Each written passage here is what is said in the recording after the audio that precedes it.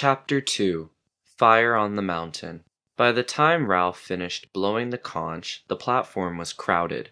There were differences between this meeting and the one held in the morning. The afternoon sun slanted in from the other side of the platform, and most of the children, feeling too late the smart of sunburn, had put their clothes on. The choir, noticeably less of a group, had discarded their cloaks. Ralph sat on a fallen trunk, his left side to the sun. On his right were most of the choir. On his left, the larger boys who had not known each other before the evacuation. Before him, small children squatted in the grass. Silence now. Ralph lifted the cream and pink shell to his knees, and a sudden breeze scattered light over the platform. He was uncertain whether to stand up or remain sitting. He looked sideways to his left, toward the bathing pool. Piggy was sitting near, but giving no help. Ralph cleared his throat. Well then? All at once he found he could talk fluently and explain what he had to say. He passed a hand through his fair hair and spoke. We're on an island. We've been on the mountain top and seen water all round. We saw no houses, no smoke, no footprints, no boats, no people. We're on an uninhabited island with no other people on it. Jack broke in. All the same you need an army for hunting pigs. Yes, there are pigs on the island. All three of them tried to convey the sense of the pink live thing struggling in the creepers. We saw squealing. It broke away before I could kill it. But next time, Jack slammed his knife into a trunk and looked around challengingly. The meeting settled down again. So you see, said Ralph, we need hunters to get us meat. And another thing. He lifted the shell on his knees and looked around the sun-slashed faces. There aren't any grown-ups. We shall have to look after ourselves. The meeting hummed and was silent. And another thing, we can't have everybody talking at once. We'll have to have hands up, like at school. He held the conch before his face and glanced round the mouth. Then I'll give him the conch. Conch? That's what this shell's called. I'll give the conch to the next person to speak. He can hold it when he's speaking. But, look, and he won't be interrupted. Except by me. Jack was on his feet. We'll have rules, he cried excitedly. Lots of rules. Then, when anyone breaks them, whee-oh, whack-ho, bong, doink. Ralph felt the conch lifted from his lap. Then Piggy was standing, cradling the great cream shell, and the shouting died down. Jack, left on his feet, looked uncertainly at Ralph, who smiled and patted the log. Jack sat down. Piggy took off his glasses and blinked at the assembly while he wiped them on his shirt. You're hindering Ralph. You're not letting him get to the most important thing. He paused effectively. Who knows we're here, eh? They knew at the airport. The man with the trumpet thing, my dad. Piggy put on his glasses. Nobody knows where we are, said Piggy. He was paler than before and breathless. Perhaps they knew where we was going to, and perhaps not. But they don't know where we are 'cause we never got there. He gaped at them for a moment, then swayed and sat down. Ralph took the conch from his hands. That's what I was going to say, he went on. When you all, he gazed at their intent faces. The plane was shot down in flames. Nobody knows where we are. We may be here a long time. The silence was so complete that they could hear the unevenness of Piggy's breathing. The sun slanted in and lay golden over half the platform. The breezes that on the lagoon had chased their tails like kittens were finding their way across the platform and into the forest. Ralph pushed back the tangle of fair hair that hung on his forehead. So we may be here a long time.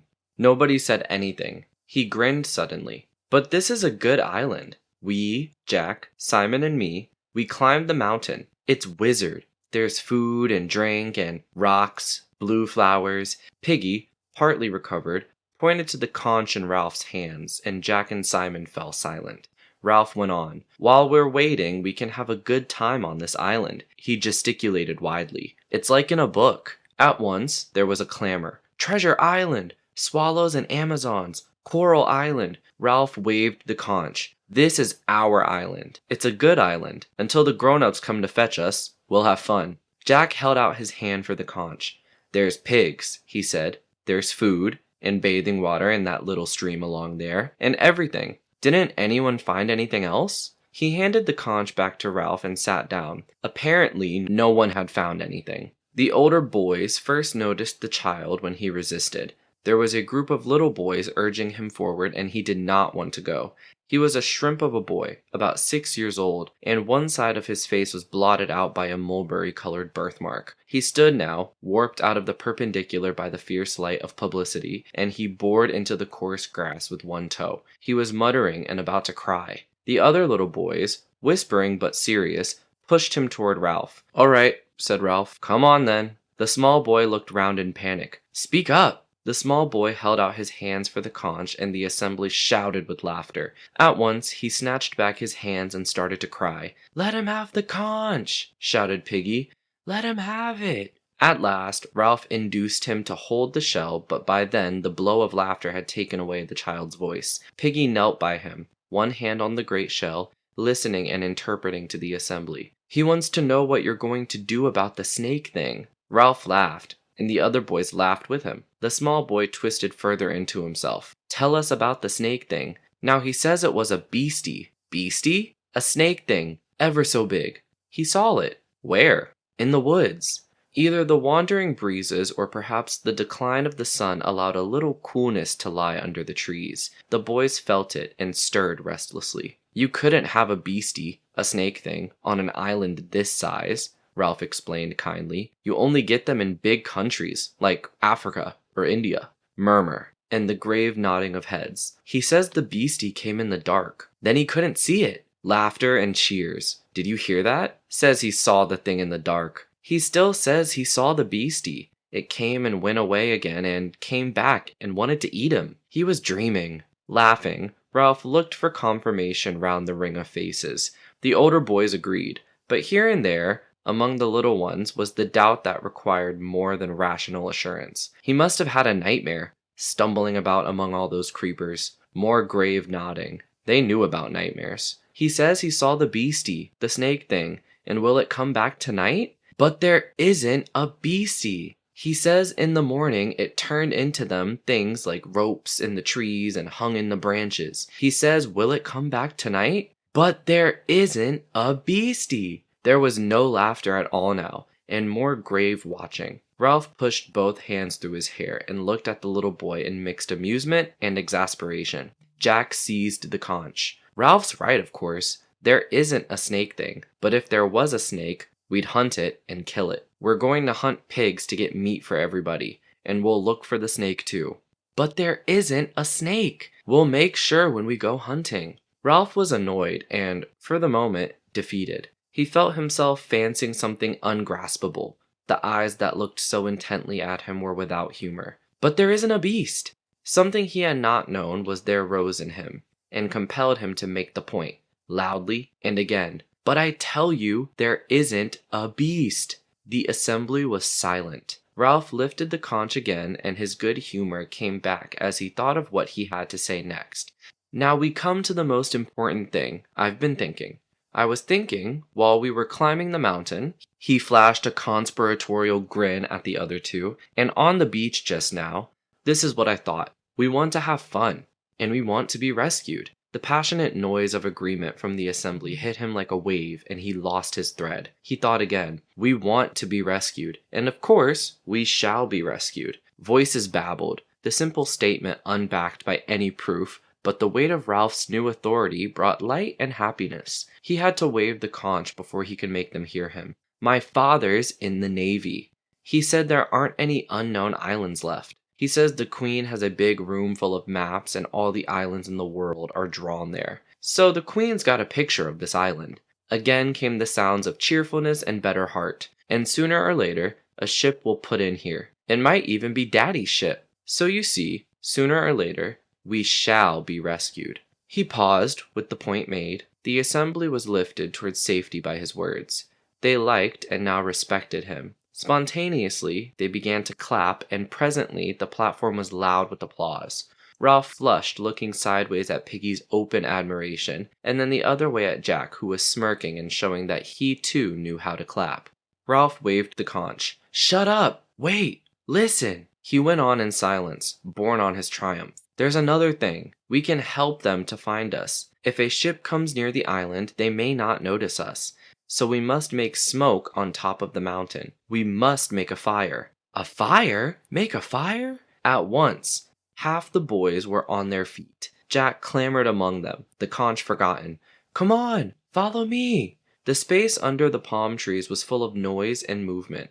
Ralph was on his feet too, shouting for quiet, but no one heard him. All at once, the crowd swayed toward the island and was gone, following Jack. Even the tiny children went and did their best among the leaves and broken branches. Ralph was left, holding the conch, with no one but Piggy. Piggy's breathing was quite restored. "Like kids," he said scornfully, "acting like a crowd of kids."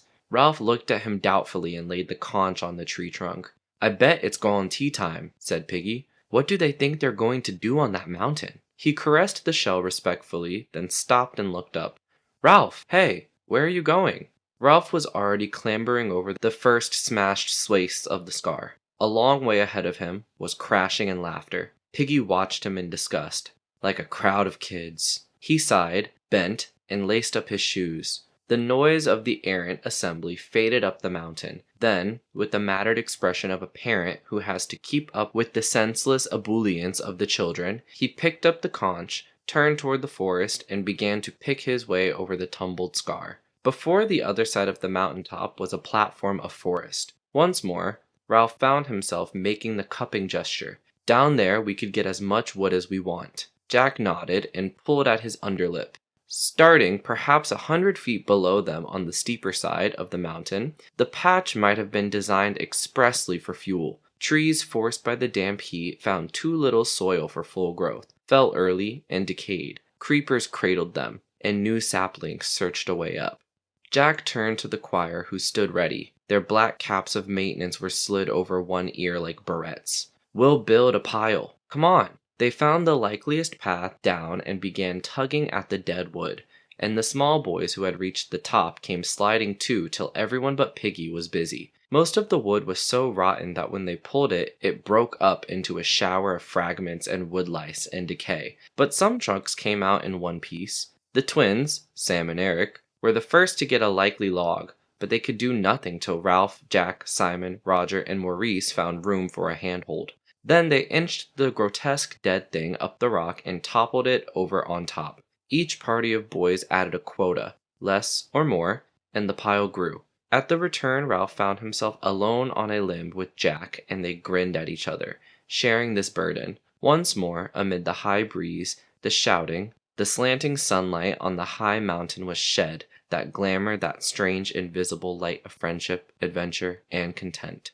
"Almost too heavy," Jack grinned back. "Not for the two of us." Together, joined in an effort by the burden, they staggered up the last steep of the mountain. Together, they chanted, "1, 2, 3," and crashed the log on the great pile. Then they stepped back, laughing with triumphant pleasure, so that immediately Ralph had to stand on his head. Below them, boys were still laboring, though some of the small ones had lost interest and were searching this new forest for fruit. Now the twins, with unsuspected intelligence, came up the mountain with armfuls of dried leaves and dumped them against the pile. One by one, as they sensed that the pile was complete, the boys stopped going back for more and stood with the pink, shattered top of the mountain around them. Breath came evenly by now, and sweat dried.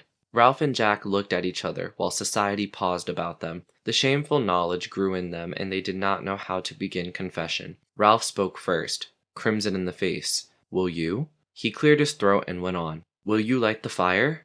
Now, the absurd situation was open. Jack blushed too. He began to mutter vaguely. "You rub 2 sticks. You rub—" He glanced at Ralph, who blurted out the last confession of incompetence. "Has anyone got matches?" "You make a bow and spin the arrow," said Roger. He rubbed his hands and mimed. "Psst, psst." A little air was moving over the mountain. Piggy came with it, in shorts and shirt, laboring cautiously out of the forest, with the evening sunlight gleaming from his glasses. He held the conch under his arm. Ralph shouted at him, "Piggy, have you got any matches?" The other boys took up the cry till the mountain rang. Piggy shook his head and came to the pile. "My, you've made a big heap, haven't you?" Jack pointed suddenly. "His specs. Use them as burning glasses." Piggy was surrounded before he could back away. "Here, let me go." His voice rose to a shriek of terror as Jack snatched the glasses off his face. "Mind out. Give 'em back." I can hardly see. You'll break the conch.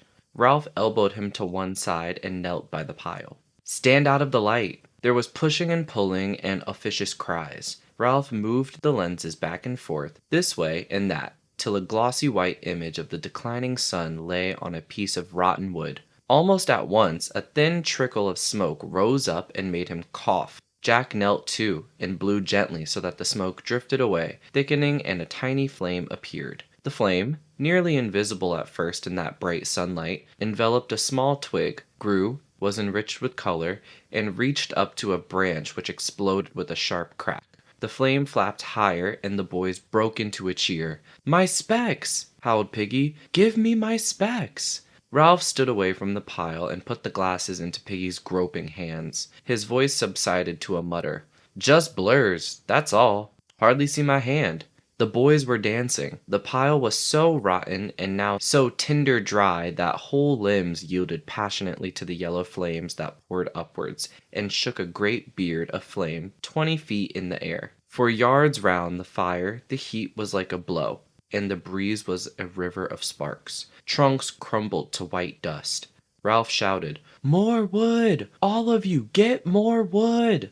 Life became a race with the fire, and the boys scattered through the upper forest. To keep a clean flag of flame flying on the mountain was the immediate end, and no one looked further. Even the smallest boys, unless fruit claimed them, brought little pieces of wood and threw them in. The air moved a little faster and became a light wind, so that leeward and windward side were clearly differentiated. On one side, the air was cool, but on the other, the fire thrust out a savage arm of heat that crinkled hair on the instant. Boys who felt the evening wind on their damp faces paused to enjoy the freshness of it and then found they were exhausted. They flung themselves down in the shadows that lay among the shattered rocks. The beard of flame diminished quickly, then the pile fell inwards with a soft, cindery sound, and sent a great tree of sparks upwards that leaned away and drifted downwind. The boys lay, panting like dogs. Ralph raised his head off his forearms. "That was no good." Roger spat efficiently into the hot dust. "What do you mean? There wasn't any smoke, only flame." Piggy had settled himself in a space between two rocks and sat with the conch on his knees. "We haven't made a fire," he said. "What's any use? We couldn't keep a fire like that going, not if we tried." "A fat lot you tried," said Jack contemptuously. "You just sat." "We used his specs," said Simon, smearing a black cheek with his forearm. "He helped that way." "I got the conch," said Piggy indignantly. "You let me speak." "The conch doesn't count on top of the mountain," said Jack. "So you shut up. I got the conch in my hand." "Put on green branches," said Maurice. "That's the best way to make smoke." "I got the conch," Jack turned fiercely. "You shut up." Piggy wilted. Ralph took the conch from him and looked round the circle of boys. "We've got to have special people for looking after the fire. Any day there may be a ship out there." He waved his arm at the taut wire of the horizon. "And if we have a signal going, they'll come and take us off. And another thing, we ought to have more rules. Where the conch is, that's a meeting. The same up here as down there." They assented. Piggy opened his mouth to speak, caught Jack's eye, and shut it again. Jack held out his hands for the conch and stood up, holding the delicate thing carefully in his sooty hands. "I agree with Ralph. We've got to have rules and obey them. After all, we're not savages. We're English, and the English are best at everything. So we've got to do the right things." He turned to Ralph. "Ralph, I'll split up the choir, my hunters that is, into groups, and we'll be responsible for keeping the fire going." This generosity brought a spatter of applause from the boys, so that Jack grinned at them, then waved the conch for silence. "We'll let the fire burn out now. Who would see smoke at night time anyway? And we can start the fire again whenever we like. Altos, you keep the fire going this week, and trebles, the next." The assembly assented gravely. "And we'll be responsible for keeping a lookout too. If we see a ship out there," they followed the direction of his bony arm with their eyes, "we'll put green branches on. Then there'll be more smoke." They gazed intently at the dense blue of the horizon, as if a little silhouette might appear there at any moment. The sun in the west was a drop of burning gold that slid nearer and nearer the sill of the world. All at once they were aware of the evening as the end of light and warmth. Roger took the conch and looked round at them gloomily. "I've been watching the sea. There hasn't been the trace of a ship. Perhaps we'll never be rescued." A murmur rose and swept away. Ralph took back the conch. I said before, we'll be rescued sometime. We've just got to wait, that's all. Daring indignant, Piggy took the conch. That's what I said. I said about our meetings and things, and then you said shut up. His voice lifted into the whine of virtuous recrimination. They stirred and began to shout him down. You said you wanted a small fire, and you been and built a pile like a hayrick. If I say anything, cried Piggy, with bitter realism, you say shut up. But if Jack or Maurice or Simon... He paused in the tumult, standing, looking beyond them and down the unfriendly side of the mountain to the great patch where they had found dead wood. Then he laughed so strangely that they were hushed, looking at the flash of his spectacles in astonishment. They followed his gaze to find the sour joke. You got your small fire all right. Smoke was rising here and there among the creepers that festooned the dead or dying trees. As they watched, a flash of fire appeared at the root of one wisp, and then the smoke thickened. Small flames stirred at the trunk of a tree and crawled away through leaves and brushwood, dividing and increasing. One patch touched a tree trunk and scrambled up like a bright squirrel. The smoke increased, sifted, rolled outwards. The squirrel leapt on the wings of the wind and clung to another standing tree, eating downwards. Beneath the dark canopy of leaves and smoke, the fire laid hold on the forest and began to gnaw. Acres of black and yellow smoke rolled steadily toward the sea. At the sight of the flames and the irresistible course of the fire, the boys broke into shrill, excited cheering. The flames, as though they were a kind of wildlife, crept as a jaguar creeps on its belly toward a line of birch-like saplings that fledged an outcrop of the pink rock.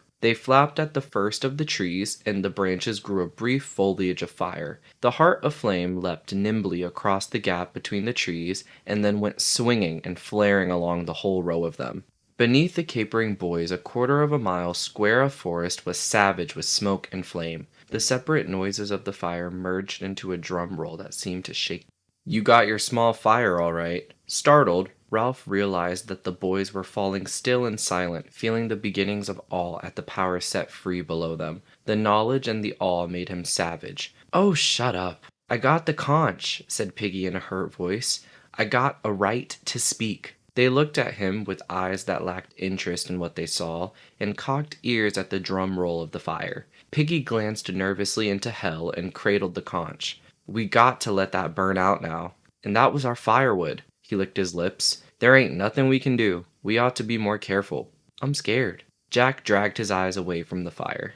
You're always scared. Yeah, fatty. I got the conch, said Piggy bleakly. He turned to Ralph. I got the conch. Ain't I, Ralph? Unwillingly, Ralph turned away from the splendid, awful sight. What's that? The conch. I got a right to speak? The twins giggled together. We wanted smoke. Now, look. A pall stretched for miles away from the island. All the boys except Piggy started to giggle. Presently, they were shrieking with laughter. Piggy lost his temper. I got the conch! Just you listen. The first thing we ought to have made was shelters down there by the beach.